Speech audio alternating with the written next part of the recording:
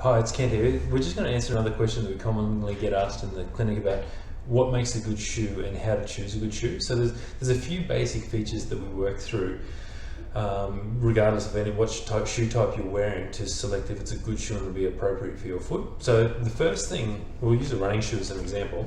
So I've got a nice Brooks shoe here.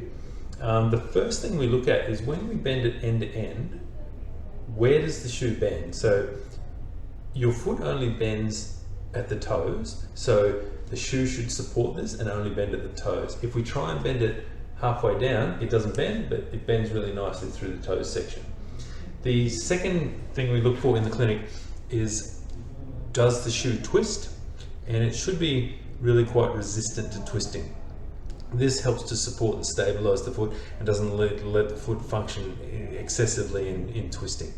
The third thing we look for is the heel counter. Now the heel counter is this section around that actually cups the heel. And what we look for in that, it should be high, fully enclosed, high and firm. And what this aims to do is grip the heel and stop it from pronating or supinating. This adds more support to the foot through the shoe. The fourth thing we look at is the toe box area. So that's this section around through here.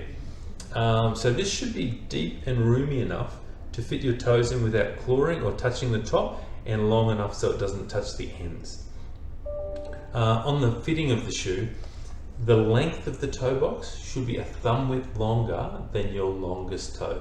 Now the longest toe will usually be your first or second toe, so remember we should have a thumb width longer than the longest toe. Now if you're used to having your shoes too small, this will feel very roomy and it'll take about a week or two to get used to this, but then a thumb width longer will be start to feel more natural and more comfortable again.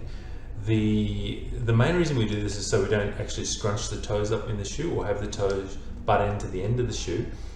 This can cause nail problems and lesser toe deformities.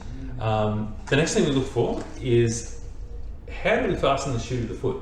So it's very important that we have laces, a buckle, a strap, or some sort of elastic to grip the foot into the shoe. The reason this is, if we don't have something to tighten the shoe to the foot, it means we have to jam the shoe in, like for example in a slip-on shoe. We have to jam the foot in the shoe, and then there's a lot of pressure holding the shoe onto the foot. This can cause all manner of different sorts of problems, but the number one being Morton's neuroma, or numbness in the toes. If we're looking for a shoe, the heel height, most people don't think of this as having much of a heel, but the heel height should be no higher than about 2.5 centimeters if we're going to be wearing it all day. The other thing we look at is the shape of the shoe, or the last shape.